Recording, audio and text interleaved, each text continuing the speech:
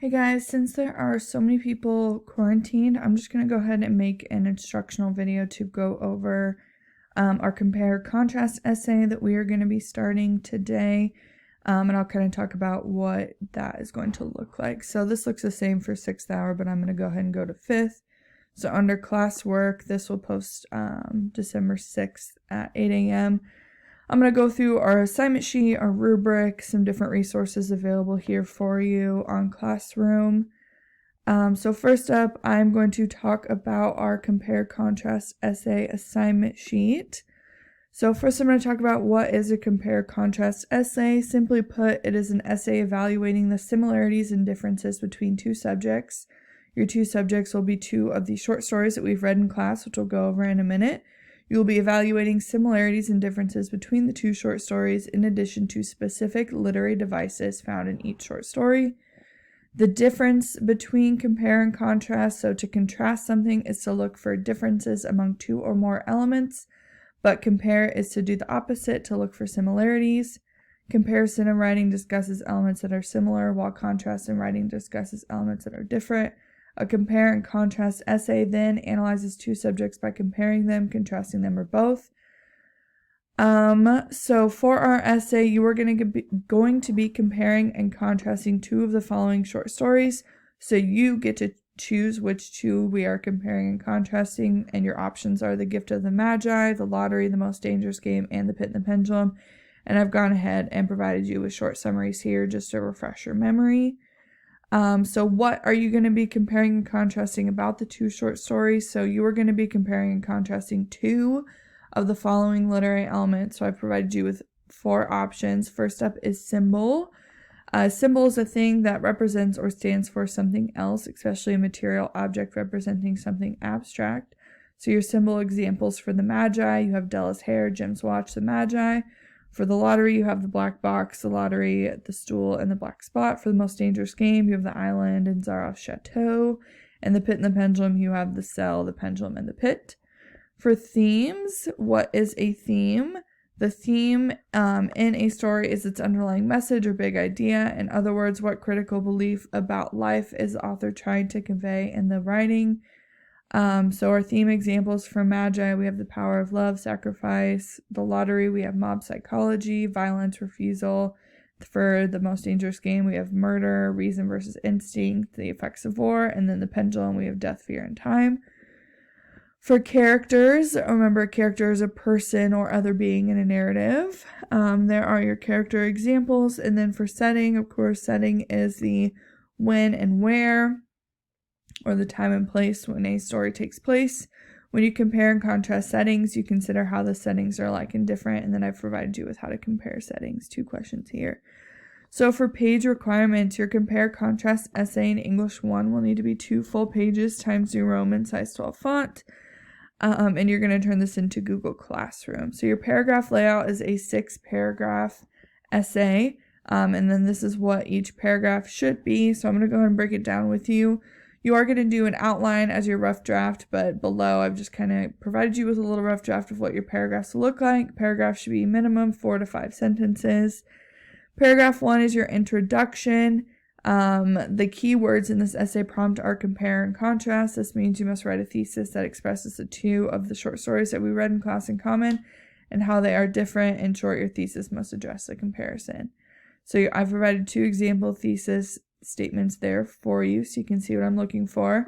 So essentially how this is going to work is 2 body paragraphs are going to be about 2 of the same literary elements. So paragraph 2 and 3 are going to be about the same literary element. In paragraph 2 you're going to be comparing, and in paragraph 3 you're going to be contrasting, and that looks the same as well in paragraph 4 and 5. These 2 paragraphs are about the same literary element.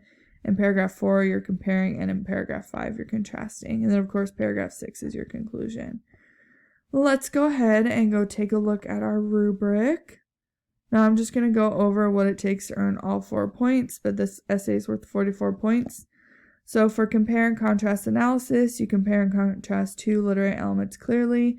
You point to specific examples to illustrate the similarities and differences, and you can include only relevant information to the compare and contrast. For ideas, you center around the 2 short stories. You choose your idea as well. For organization, you have all 6 necessary paragraphs. Introduction paragraph, body paragraph, conclusion paragraph are pretty straightforward. You have a good hook, thesis statement. You have good topic sentences, supporting examples, and explanations. And then you restate the thesis. Word choice, make sure you have good word choice. Your words are suited for your purpose and audience. Essay point of view, of course, you're avoiding that third-person narration. Sentence structure, sentences vary in length. Make sure you proofread. You write 2 full pages times your Roman size 12 font double space, and you get 4 points automatically if your essay is turned in on time. Let's go ahead and go look at some of our resources here. So I have provided you with a list of resources and where to find them on Google Classroom. So if you want to kind of just refresh yourself on any of these, I provided you with all of this here to help you. If you remember like doing something in a past assignment and you're like, oh, I wonder where that is, I've listed everything here for you. So I put the topic name here and then what resource you can find underneath that topic name or week. You don't have to use this resource, but it is here to help you, and it is a great resource. So I'm going to talk quickly about our paragraph help, and then I've also provided you with an example essay. So this is the paragraph help here. It's got our general format that everything needs to be under, and this is what you'll type your final draft as. But essentially what this is to help you write your paragraphs. It is organizing what each paragraph needs to look like, what each paragraph should have in it. And I've also just kind of provided you with some general help throughout. But I break down each paragraph for you, as well as some general like formatting stuff. So I would definitely recommend taking a look through this.